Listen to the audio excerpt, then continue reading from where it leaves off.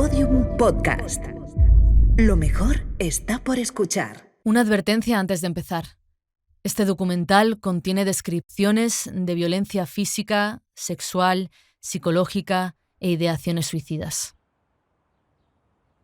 Yo empecé a temblar. Yo nada más que vi eso empecé a temblar. Ese disco duro había estado siempre ahí, en la mesa de trabajo que compartían. Ángela lo encontró de pura casualidad, pero eso le descubrió una realidad nueva. Se puso muy nerviosa. Tenía delante una lista de carpetas con nombres de mujeres. Pinchó en algunas. Encontró fotos y pantallazos de conversaciones de WhatsApp.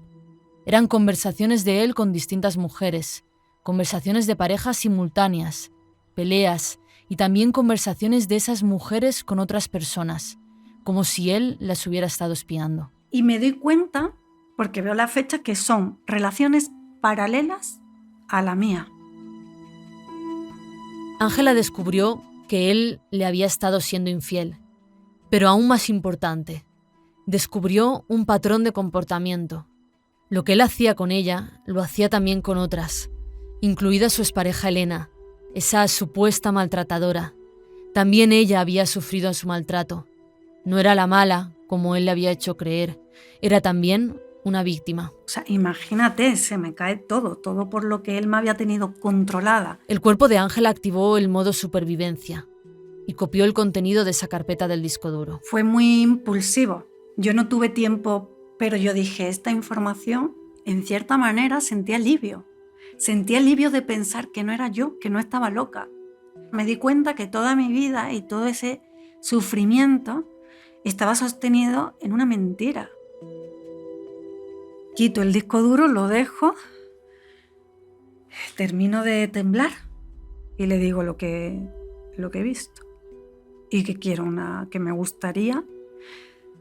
Soy muy amable, o sea, trato de ser muy asertiva, ser comprensiva y solo le pido que me dé una explicación, que me gustaría que me lo explicara.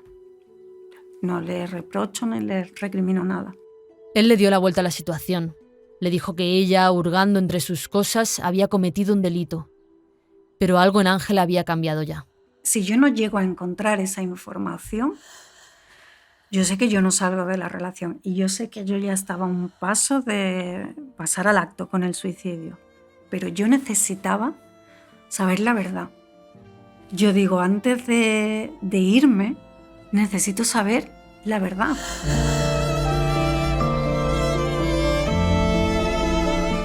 Soy Sara Selva y esto es No sé cómo era antes, un documental de Podium Podcast.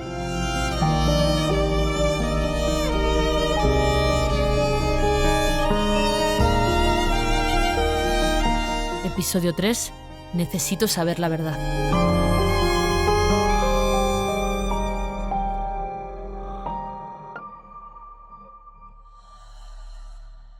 Lo que Ángela encontró en el disco duro lo cambió todo. A partir de ese momento lo vio claro. Supo que tenía que salir de ahí, pero no fue fácil, ni rápido. Una parte de ella no le dejaba. Quería saber con quién había compartido tantos años de su vida. Quería entenderlo. Tardó 6 meses en irse de casa. Otros 6 meses de violencia.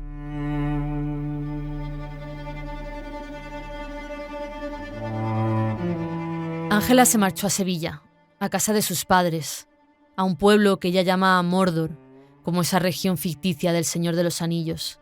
Se instaló allí, en un ático apartado del resto de las habitaciones.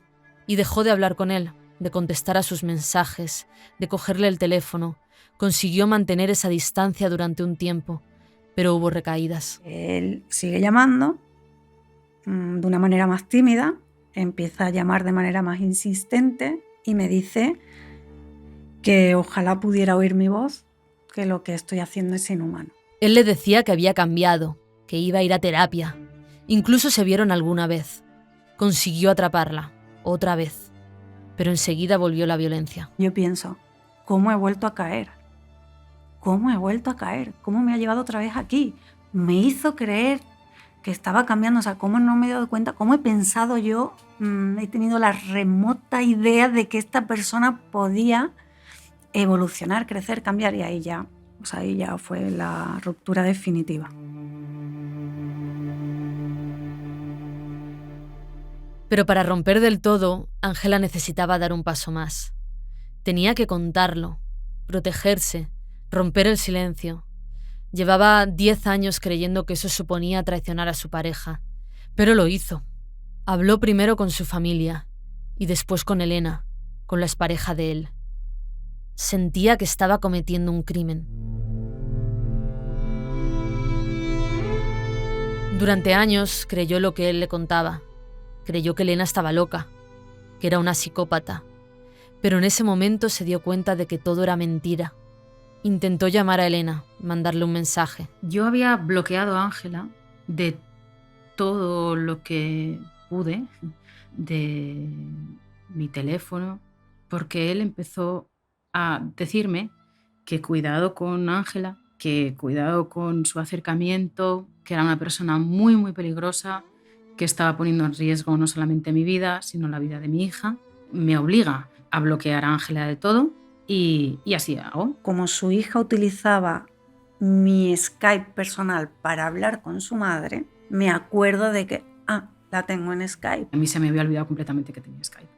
Y desde pandemia no lo usaba. Este mensaje es del 13 de abril de 2023, a las 4:43. Se lo escribo.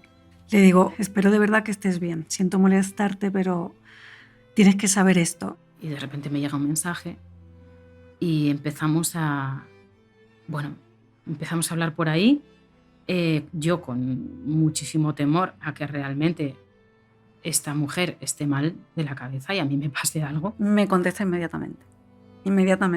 Y me dice que lo siente mucho, que ha pasado unas semanas fatal, que me bloqueó. Me dice que tiene algo muy importante que decirme. No tengo miedo, romper el silencio no es un delito, es una obligación. Y ahí comenzamos una conversación muy intensa, de mensajes con mucha velocidad. A mí me ha pegado palizas cuando tenía ansiedad, me ha echado de noche a la calle cuando me provocaba una ansiedad y tenía que dormir fuera. Me decía que maltrataba a su hija. ¿Te ha pegado físicamente? Sí. Yo me he ido en mitad de la noche a dormir a un hotel. Y yo le respondo, porque la violencia escalaba a veces a ese grado. Ojalá me hubiese pegado más para darme cuenta antes. Las dos sintieron en ese momento que estaban huyendo de él, que él las perseguía. Sintieron que solo tenían esa oportunidad para contarse mutuamente lo que habían vivido. Y entonces hay un momento en la conversación donde nos estamos como compartiendo el maltrato, que yo digo, que decimos a la vez, estuve a punto de perder mi vida, estuve a punto de morir. En el mismo minuto. A la misma hora exacta, a las 5:12. Se dieron cuenta de que no estaban solas, no estaban locas. Lo que habían vivido era real, era un patrón. Esa conversación supone el principio de mi propia credibilidad. Ella le da valor a mi historia, porque todo lo que yo he vivido, ella lo puede corroborar, porque ha vivido lo mismo.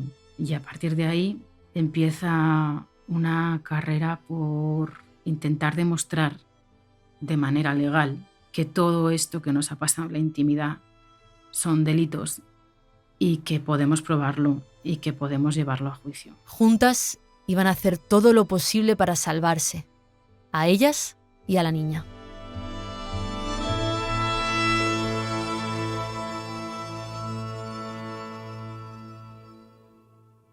Ángela ya era consciente de que había sufrido maltrato, pero aún no hablaba de violencia de género. Creía que él estaba enfermo, que sufría un trastorno que se podía curar. Volvió a terapia, pero esta vez para desmontar poco a poco la manipulación que había sufrido durante años. Fue también al Instituto de la Mujer, a pedir ayuda, a hablar con psicólogas, con abogadas, para entender qué era exactamente lo que había sufrido.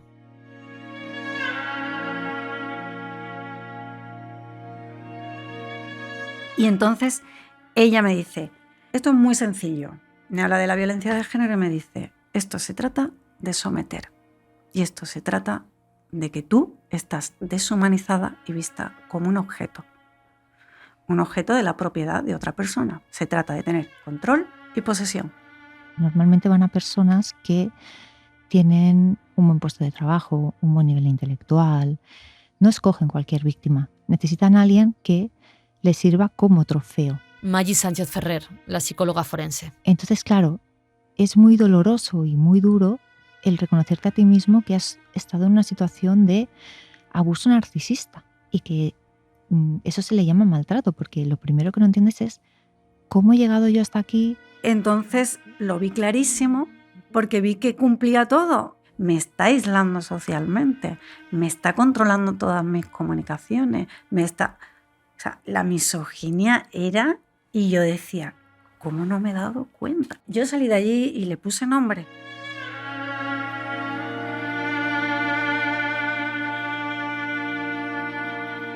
En el Instituto de la Mujer le dieron un consejo, que denunciara. Ángela no había pensado en esa posibilidad, pero empezó a darle vueltas. Siguió informándose, viajó a Madrid y visitó la UFAM, la Unidad de Atención a la Familia y la Mujer, una unidad de la policía especializada en prevenir e investigar la violencia de género. Le dijeron lo mismo, que denunciara. Ángela se puso en contacto con otras víctimas de él, recopiló sus testimonios y empezó a trabajar en su propia historia, a escribir lo que ella llama su cronología de violencia. Imprimió las conversaciones que había tenido con él por WhatsApp, 3.000 páginas de conversaciones que Ángela leyó y releyó para reconstruir su historia, su vida. Yo hablo con mi hermana Claudia, que siempre me ha acompañado, y le digo que necesito hacer esto sola. Que aunque necesite ayuda, me he sentido tan inútil e invalidada dentro de la relación, que si yo dejo mi reparación en manos de otra persona, me voy a sentir una incapacitada, una inválida. A mí hasta me molestó, pero como en todas estas circunstancias, a mí aunque las cosas no me hayan parecido bien, siempre he creído que tenían que ser pues, como esa persona decidiera, respetar su espacio. Ella decidió y vio claramente que tenía que ser un camino guiado y dirigido por ella. Ángela estaba entonces delgadísima, pesaba poco más de 40 kilos. Sufría claustrofobia, temblores. El cuerpo, explican los psicólogos, recuerda el trauma. Cualquier cosa puede ser un disparador, que le diga a tu amígdala, estamos en peligro.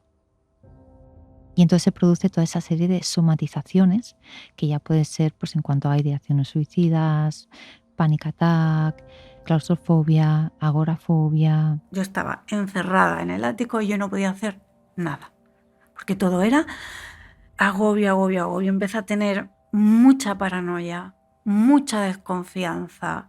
Pensaba que todo el mundo me quería hacer daño. Entonces tuve que empezar también a medicarme con ansiolíticos, porque yo no era capaz de soportar eso. Ángela luchaba por sobrevivir. Quería recuperar su vida, salir de ese ático en casa de sus padres, volver a Madrid, dejar de vivir con miedo. Y llegó a la conclusión de que una forma de empezar a hacer todo eso era denunciándole. Ángela quería poner la denuncia en Madrid, pero la claustrofobia, los temblores, se lo impedían. Apenas podía salir de casa, mucho menos montarse en un coche durante 6 horas. Denunciaría en Sevilla. La comisaría más cercana estaba a media hora en coche.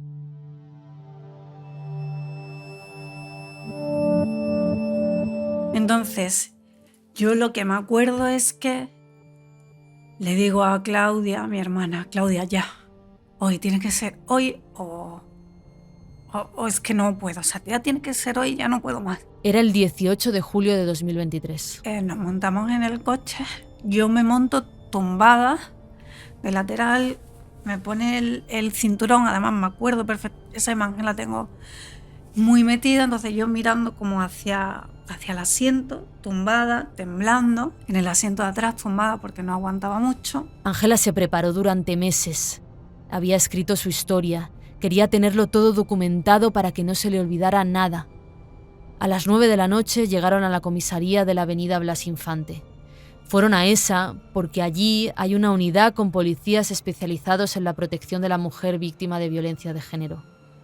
En la puerta les recibió una pareja de policías. Ángela les explicó que quería interponer una denuncia por maltrato habitual. Entonces entran y se van sin decir nada. Dice, bueno, espera aquí. Y de repente Salen, dice, hay una espera como de 1 hora o más.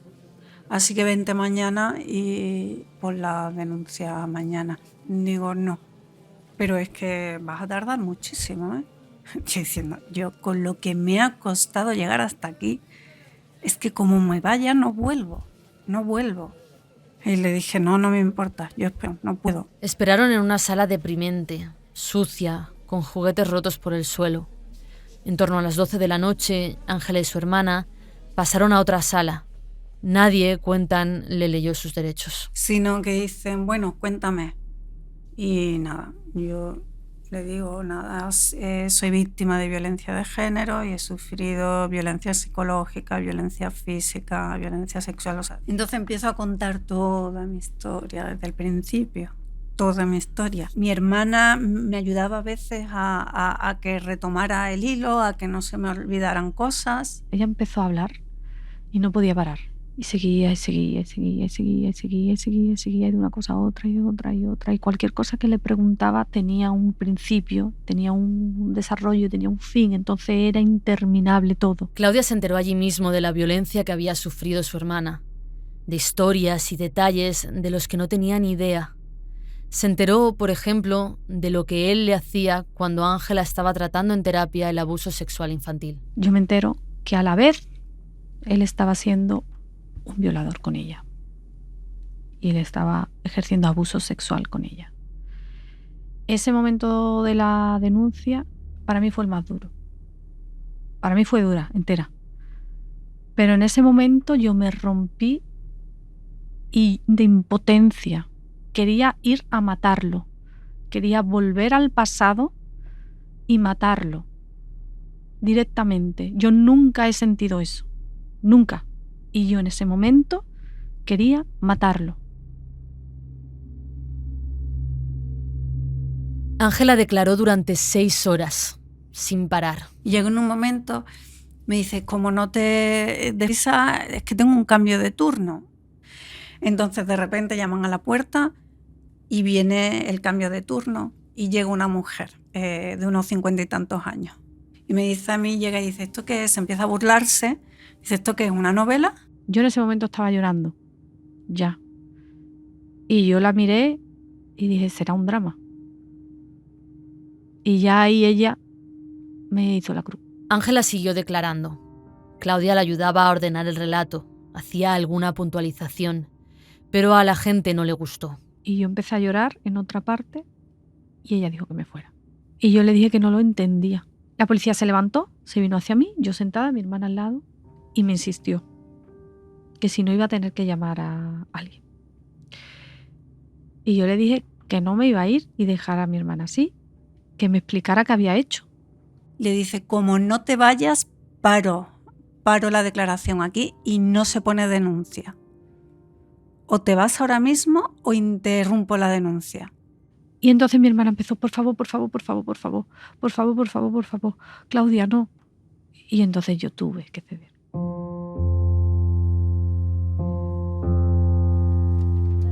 Claudia salió de la sala, pero tenía derecho a quedarse. Nadie le informó, pero el Estatuto de la Víctima recoge que las víctimas pueden estar acompañadas por la persona que quieran durante todo el proceso, desde el mismo momento de la denuncia. Lo cierto es que las prisas precarizan esos derechos y se descafeinan por el camino en la puesta en práctica. Paula Ibáñez es abogada especialista en violencia de género. Asesoró a Ángela en un momento del proceso. Esa sensibilidad y esa perspectiva de género brilla por su ausencia. Entonces, bueno, yo me he visto en muchas ocasiones teniendo que poner firme al agente de turno y, bueno, pues indicarle que tiene que tomar nota de lo que está relatando y que omita sus interpretaciones y sus comentarios personales.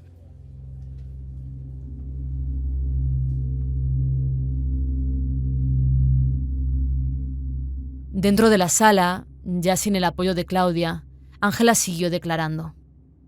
Después de casi 7 horas hablando, estaba agotada. Eran ya las 7 de la mañana. Me dice, ¿tú dónde vives? Yo digo, yo en Madrid. No, ¿pero dónde estás ahora? En casa de mis padres, pero vivo en Madrid. Estoy de paso, es temporal, pero yo no vivo aquí. Pues yo le cuento que no puedo volver a casa porque yo estoy recluida en casa de mis padres, que no sé qué. Pero tú, ¿dónde estás ahora mismo? Gritando. Dame la dirección de donde tú estás ahora mismo. Entonces le doy la dirección de mis padres, pero insisto, no es mi dirección. No me hace caso y pone la dirección de mis padres. Los delitos se habían cometido en Madrid y Ángela insistió en eso, pero no la escucharon. Y fue otra piedra en el camino. Grande, aunque parezca que solo fueron 8 horas de tu vida, pero ahí asoma la patita al Estado y dice, ojo, que no te lo voy a poner tan fácil. Porque ese detalle, ese error de la dirección que figura en la denuncia, marcó los siguientes meses de la vida de Ángela. Pasó, como dice ella, de la cárcel del maltrato a la cárcel del proceso judicial.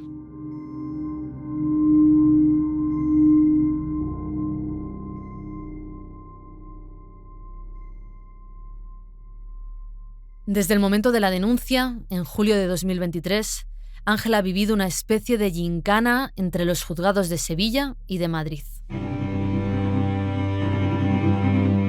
El juez de Sevilla, que recibió su caso, decidió que no era competente. Entonces pasa del juzgado número 2 de Sevilla al juzgado número 3 de Sanlúcar la Mayor, que es un pueblo de la provincia de Sevilla. Pero ese juez también se inhibió y devolvió el caso a Sevilla. Y el de Sevilla lo mandó a Madrid.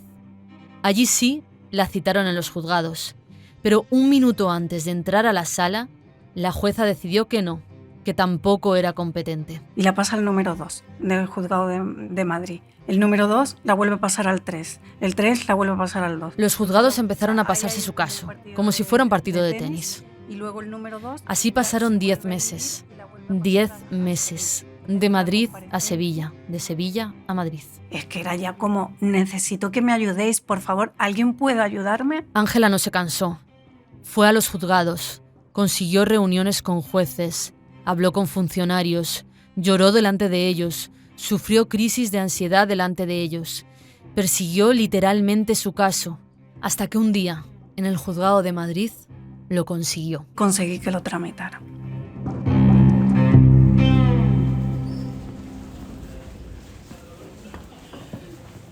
La primera comparecencia fue en mayo de 2024. A esa citación yo llegaba con una carga en mis espaldas muy fuerte, porque es que yo, eso de llegar al juzgado con todo el miedo en el cuerpo para contar mi historia, se había retrasado tanto, había estado tantas veces a puerta de contarlo y yo quería sacar eso de mi cabeza, que al final eso se me fue atascando y complicando muchísimo más. En los juzgados de violencia sobre la mujer debe haber salas pensadas para las víctimas, para que no tengan que coincidir por los pasillos con su agresor. Pero no siempre se ofrecen, o al menos no a tiempo.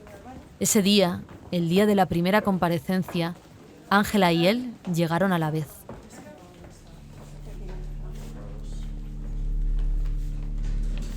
Entonces yo llego y nos encontramos con él en el ascensor.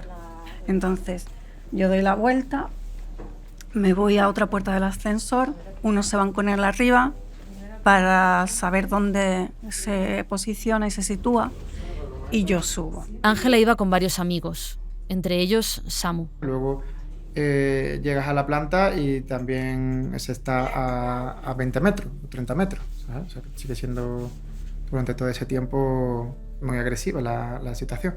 Y después de eso tienes que pasar a hablar. O sea, imagínate cómo puede hablar esa persona después de 30 minutos al lado de su agresor. Entonces me toca entrar a mí primero y ahí está pues el fiscal, el juez, la letrada administrativa, los abogados de ambas partes. Todo gira en torno a mi posible enfermedad mental. Que si tengo una enfermedad mental, que si lo de mis abusos del pasado. Yo lo que estaba sintiendo era como la voz de mi agresor triplicada. Cuando yo salgo de la comparecencia, pues salgo fatal. O sea, yo en ese momento creo que me va a dar un infarto y que me estoy muriendo. Entonces empiezo a temblar, empiezo a tener una crisis de ansiedad por estrés postraumático muy, muy fuerte. Es impactante. Y la agarras y se está moviendo todo el cuerpo. Se pone rígido y todo el cuerpo. O sea, es incontrolable. Estaban todas las voces dentro diciéndome, tengo una enfermedad mental, estoy loca, tengo una enfermedad mental.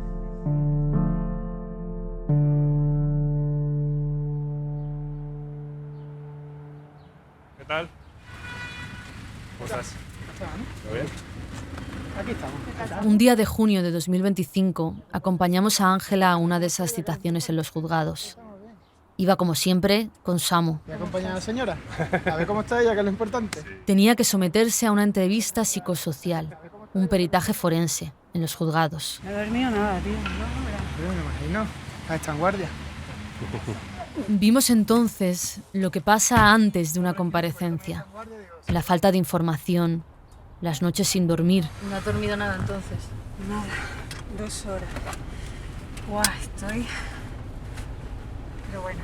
El pánico a quedarte en blanco, a no cumplir con los estereotipos, con lo que se supone que debe ser una víctima. La frialdad de los juzgados. El espacio en sí mismo ya me provoca malestar, me pongo a sudar, a temblar, me pongo muy nerviosa, me entra miedo.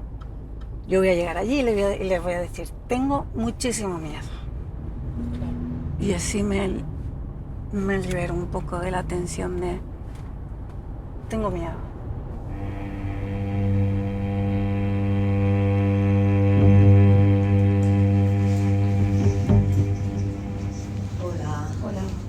Sí. Hola. ¿Qué tal? Una de las psicólogas.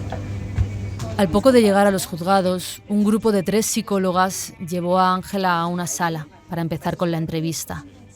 Estuvo 4 horas dentro, contando su historia, respondiendo a decenas y decenas de preguntas. Al terminar, la psicóloga nos llamó para que pasáramos a acompañarla. Ángela tenía una crisis de ansiedad. Estaba sudando, llorando, temblando, agarrada a la mesa. Apenas podía sostenerse en pie. Se había hecho además heridas en los dedos al hablar y se manchó el vestido blanco.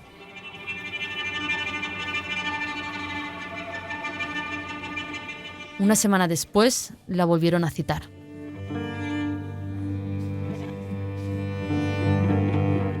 Lo que sucede es una burocratización del proceso penal. Paula Ibáñez, la abogada. Y entonces se automatiza todo el recorrido para llegar al resultado. Y entonces por el camino las personas sufren, se sienten cuestionadas y esto no es algo que se contemple, que se valore o que se trate de erradicar, porque es como algo secundario.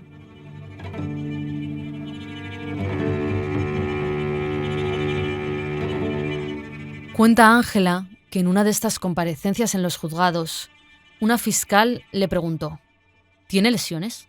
Y yo, ¿lesiones físicas o psíquicas? Yo decía, ¿qué tipo de lesiones? Lesiones. Y digo, sí, pero ¿físicas o psíquicas? Lo hice muy a conciencia. Lesiones. Digo, vale. Lesiones físicas no, lesiones psíquicas sí. Porque sé que no contáis las lesiones psíquicas y son las que más tardan en repararse y las que más están condicionando mi vida. Condicionan su vida y el proceso además las agrava. Cada comparecencia tiene un coste. Es un paso atrás en la recuperación.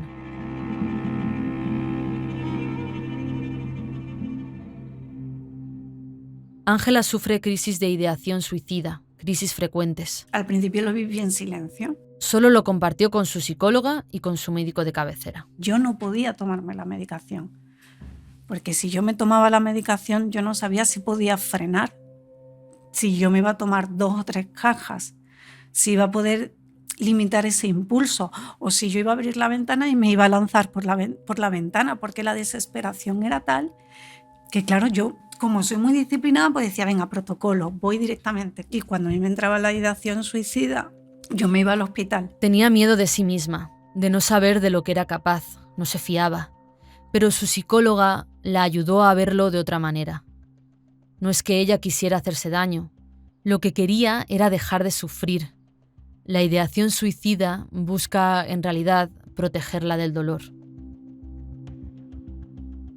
Entendió entonces que tenía que contar que tenía esas ideaciones suicidas, que tenía que pedir ayuda, que sola no podía.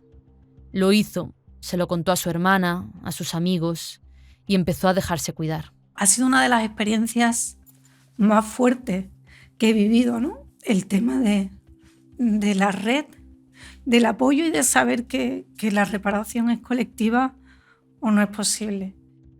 Creo que es una de las experiencias más fuertes que he tenido en mi vida, que siempre digo, me puedo morir tranquila, porque he recibido vienes del desprecio absoluto durante 10 años, de la vejación, la humillación, el despojo, el desahucio, el maltrato, la violencia, y pasas a lo opuesto. Es muy difícil asimilarlo, es muy difícil aceptar el cuidado, porque para ti el cuidado supone una deuda, supone que eso lo tienes que devolver. Si tu maltratador hace un gesto de amor y cuidado, tiene un precio muy alto. Entonces prefieres no deberle nada a nadie. El aprendizaje de recibir sin tener que dar nada a cambio.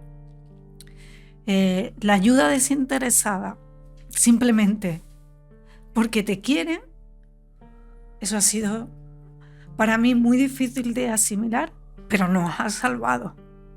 Nos ha salvado porque nos ha permitido recuperar la dignidad humana.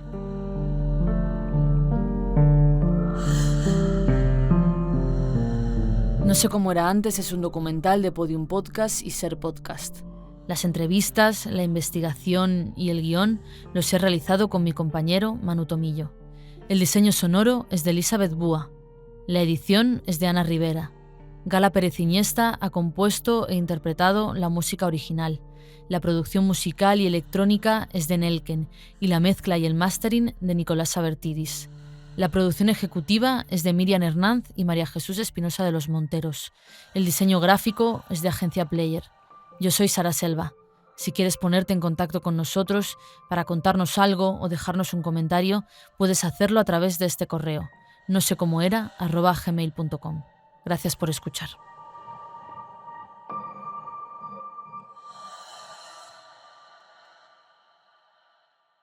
Escucha todos los episodios en Podium Podcast y todas las plataformas de audio.